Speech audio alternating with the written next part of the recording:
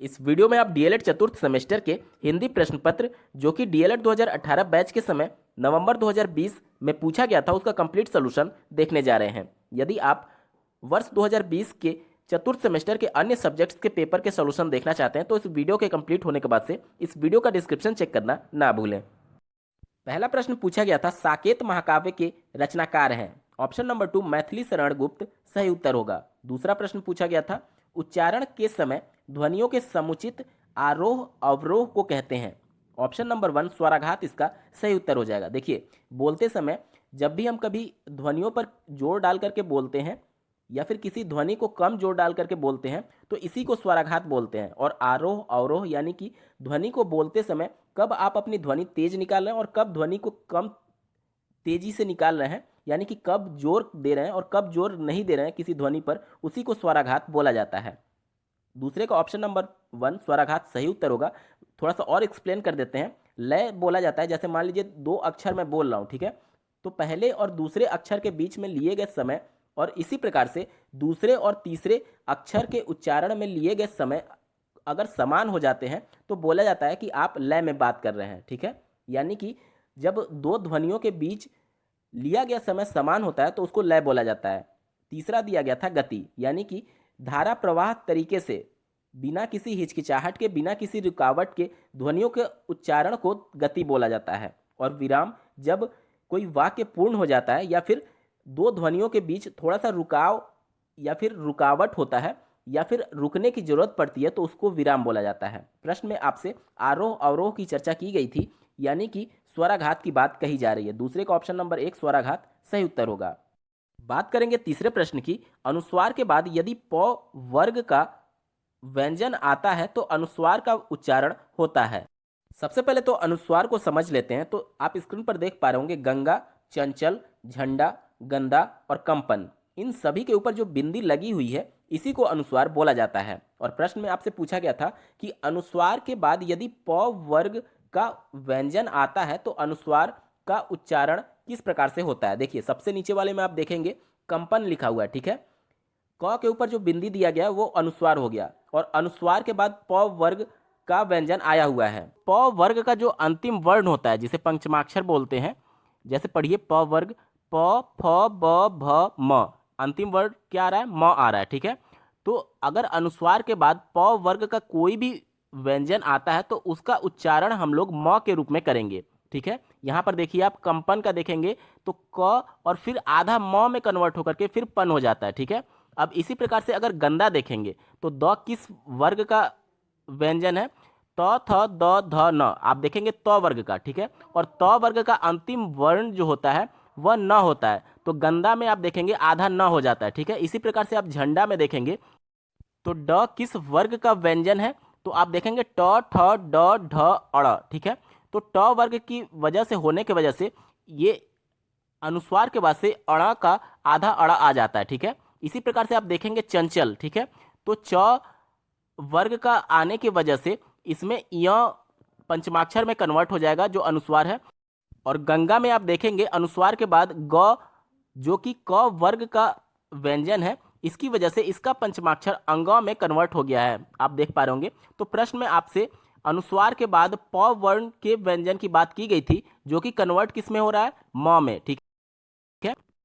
तो तीसरे का ऑप्शन नंबर 2 म इसका सही उत्तर हो जाएगा। बात करेंगे चौथे प्रश्न की।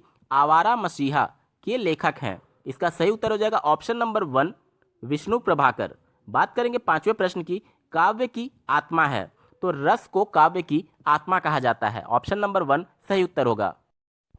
कविराज विश्वनाथ जी के अनुसार काव्य की परिभाषा इन्होंने दी है कि रसात्मक वाक्य ही काव्य है, क्योंकि काव्य की आत्मा रस को माना गया है। प्रश्न में आपसे काव्य की आत्मा के बारे में पूछा गया था, जिसका सही उत्तर हो जाएगा पांचवे का ऑप्शन नंबर 1 रस सही उत्तर है।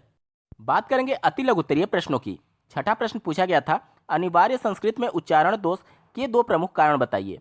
पहला प्रमुख कारण है कि ध्वनियों के उच्चारण स्थानों का पूर्ण ज्ञान ना होना। जैसा कि आपको ज्ञात होगा कि सभी वर्ण के वर्गों का उच्चारण स्थान अलग अलग होता है और अगर सही से इसका ज्ञान ना हो तो उच्चारण में दोष उत्पन्न होने लगते हैं।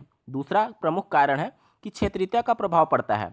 आप देखेंगे कि हरियाणा वाला कोई बंदा या फिर बिहार वाला कोई बंदा अगर दोनों हिंदी बोलेंगे तो दोनों में आप देखेंगे बहुत अंतर है, क्योंकि वहाँ की जो क्षेत्रीय भाषा है उसका प्रभाव हिंदी पर दिखेगा, या फिर संस्कृत बोलेंगे तो उस पर दिखेगा।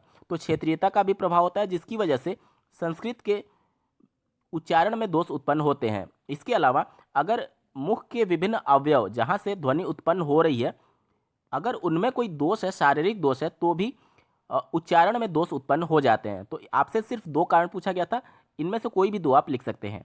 7वां प्रश्न पूछा गया था, नीति का कोई श्लोक लिखिए। आप कोई भी नीति का श्लोक लिख सकते हैं। स्क्रीन पर आप देख पा रहे होंगे, अलस्य कुतो विद्या, अविद्यस्य कुतो धनम, अधनस्य कुतो मित्रम, अमित्रस्य कुतो सुखम। 8वां प्रश्न पूछा गया था, कहानी के 2 प्रमुख प्रकारों के नाम लिखिए। देखिए, कहानी मुख्यतः 3 प्रकार की होती है।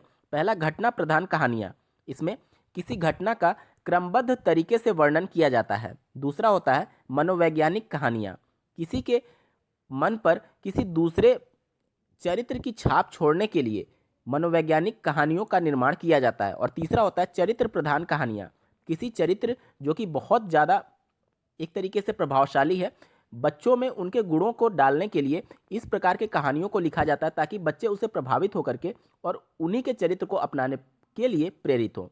तो कहानियों के प्रकार में मुख्यतः 3 प्रकार की होती हैं। पहला, घटना प्रधान कहानियाँ, दूसरा मनोवैज्ञानिक कहानियाँ, और तीसरा चरित्र प्रधान कहानियाँ। 9वां प्रश्न पूछा गया था, 6 वर्ण किन वर्णों के संयोग से बना हुआ है। तो अक्षर जो वर्ण होता है वह क और मूर्धा श से बना होता है। ठीक है, तो क और मूर्धा श मिलकर के अक्षर वर्ण बनते हैं। 10वां प्रश्न पूछा गया था, हिंदी गद्य की 2 विधाओं के नाम लिखिए। तो हिंदी गद्य में बहुत सी विधाएं हैं, जैसे कि निबंध, कहानी, एकांकी, यात्रा वृत्तांत, जीवनी, आत्मकथा और नाटक। इनमें से कोई भी आप 2 विधा लिख सकते हैं। 11वां प्रश्न पूछा गया था, स्वर्ण शब्द का पर्यायवाची लिखिए। स्वर्ण का पर्यायवाची सोना और कनक होता है। आप सोना और कनक लिख सकते हैं स्वर्ण के पर्यायवाची में।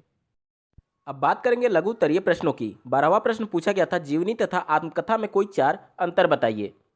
जीवनी जो होता है वह किसी दूसरे व्यक्ति के द्वारा लिखा जाता है, जबकि आत्मकथा स्वयं लेखक लिखता है। ठीक है, दूसरा अंतर आप लिख सकते हैं, जब किसी विशेष के जीवन पर दूसरा व्यक्ति लिखता है तो उसे जीवनी कहते हैं, और आत्मकथा व्यक्ति के द्वारा स्वयं के जीवन के संदर्भ में लिखी गई कथा होती है। जीवनी वस्तुनिष्ठ होता है, जबकि आत्मकथा आत्मनिष्ठ या आत्मिक होती है। जीवनी में लेखक बाहर से भीतर की ओर प्रविष्ट होता है। आत्मकथा में लेखक अपने आंतरिक जीवन को बाहर लोगों के सामने प्रकट करता है। जीवनी लेखन की शैली वर्णनात्मक होती है, जबकि आत्मकथा लेखन की शैली अभिव्यंजनात्मक होती है।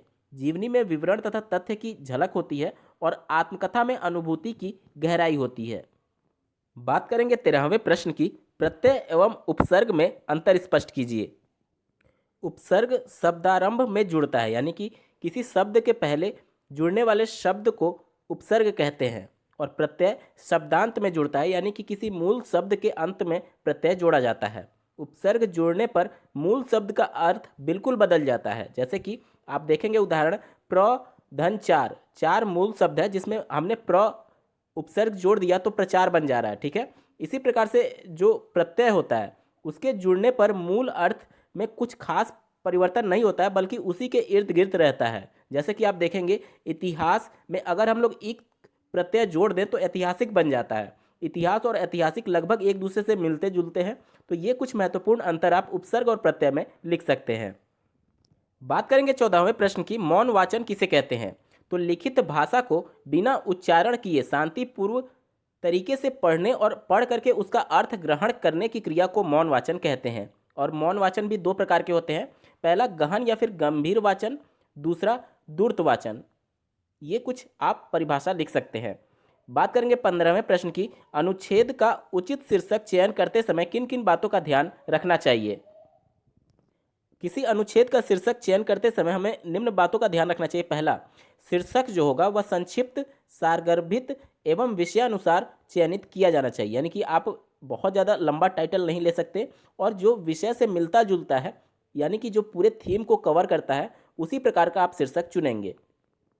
अधिकांश केसेस में देखा गया कि अनुच्छेद के प्रारंभ में या फिर अंतिम भाग में ही शीर्षक निहित होता है, तो आपको अनुच्छेद का स्टार्टिंग पॉइंट और लास्ट पॉइंट बिल्कुल ध्यान से पढ़ना होता है। अनुच्छेद का उचित शीर्षक चयन करते समय जब तक आपको पूरे अनुच्छेद का थीम समझ में ना आ जाए उसको कई बार आपको पढ़ना चाहिए और छोटे छोटे शीर्षक ही चयन करने चाहिए, बहुत लंबे शीर्षक ना चयन करें। और ये कुछ महत्वपूर्ण पॉइंट हैं जो कि आपको ध्यान रखना होगा अनुच्छेद का उचित शीर्षक चयन करते समय। बात करेंगे 16वें प्रश्न की, कविता शिक्षण के उद्देश्यों के बारे में लिखिए।